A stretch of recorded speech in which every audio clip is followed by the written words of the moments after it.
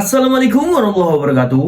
Salam persaudaraan. Tercatat dalam buku sejarah perjalanan panjang aliran pencak silat setia hati dari awal hingga terpecah. Tak runtuhkan niatku untuk mencari saudara walaupun tak sedara. Takdirku menjadi seorang warga persaudaraan setia hati Ternate Pusat Madiun Indonesia. Di Jalan Berak nomor 10 Nambangan Kidul Kota Madiun rumah kita bersama. Sugeng ejeng dulur-dulur, selamat pagi. Semoga hari ini menjadi berkah buat kita semua dan apapun yang kita lakukan. Semoga diberikan kemudahan oleh Tuhan Yang Maha Esa. Pada pagi hari ini dulur-dulur, kembali ke segmen sharing bersama Bima ANF. Dan kali ini Bima ANF ingin mengajak dulur-dulur semua untuk membahas sebuah kejadian yang terjadi baru kemarin-kemarin dulur. Dan kejadian ini sebenarnya sudah berlalu, hanya saja kembali menjadi perbincangan hangat, tapi dari dulur-dulur kita PSHT ya, bukan dari kalangan masyarakat, dulur-dulur kita PSHT. Karena yang dimana aksi solidaritas mereka ini justru menuai kritikan. Jadi pokok permasalahannya dulur-dulur, aksi solidaritas dari saudara-saudara kita ini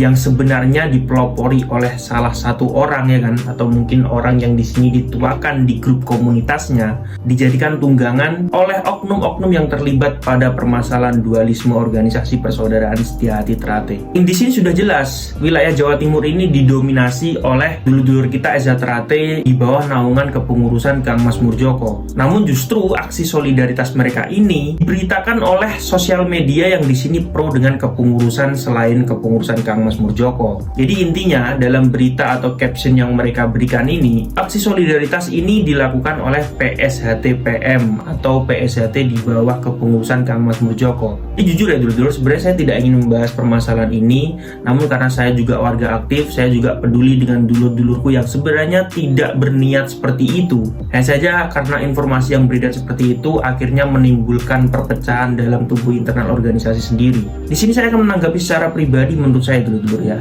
Di sini saya terus terang timbul sebuah pertanyaan. Aksi solidaritas yang dilakukan dengan kesepakatan bersama ini tanpa memandang kubu A dan kubu B, apakah harus berakhir seperti ini? Kembali lagi yang direpotkan adalah pengurus cabang dan pengurus ranting sekitar situ dulu.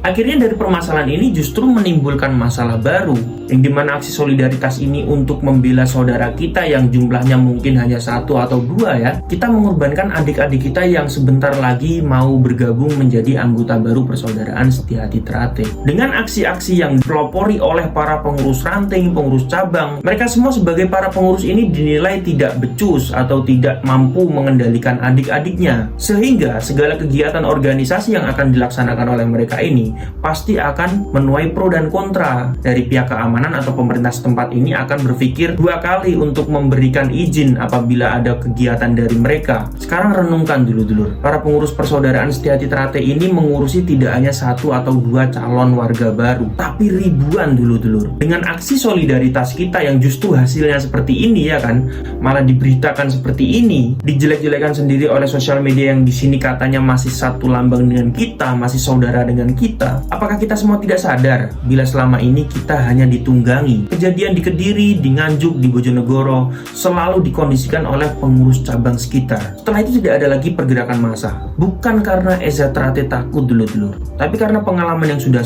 banyak sekali saudara kita yang harus berurusan dengan hukum dan akhirnya harus ngandang. Dan dengan kejadian seperti ini sudah kita capek ya kan mengorbankan jiwa raga kita, belum saudara-saudara kita yang terciduk pihak kepolisian. Ini diberitakan pula bahwa organisasi kita dengan kepengurusan kita melakukan tindakan anarkis yang berbenturan dengan masyarakat sekitar. Ini patut kita renungkan dulur. Kita harus memfilter, mensaring instruksi pergerakan yang ada di grup komunitas kita mungkin ya.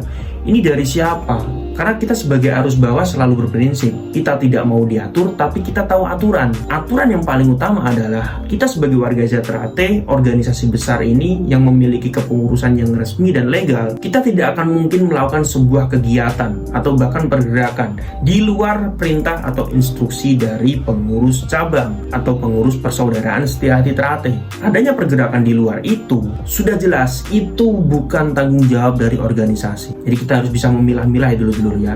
Jangan sampai pergerakan kita atau aksi solidaritas kita itu hanya untuk ditunggangi oleh oknum-oknum yang berusaha memecah belah kita, memanfaatkan tenaga kita, memanfaatkan kesalahan-kesalahan kita untuk mencari sebuah pembenaran. Jadi semoga dipahami oleh dulur-dulur semua. Di sini saya tidak berniat untuk menjatuhkan dari pihak manapun atau kubu manapun. Hanya saja saya hanya miris pergerakan atau aksi solidaritas dari saudara-saudara kita yang tulus justru dijatuhkan oleh akun sosial media yang mengatasnamakan Eza Terhati itu sendiri. Oke dulur-dulurku, terima kasih sudah menonton video terbaru dari Bima ANF dan sampai jumpa di video ANF yang selanjutnya.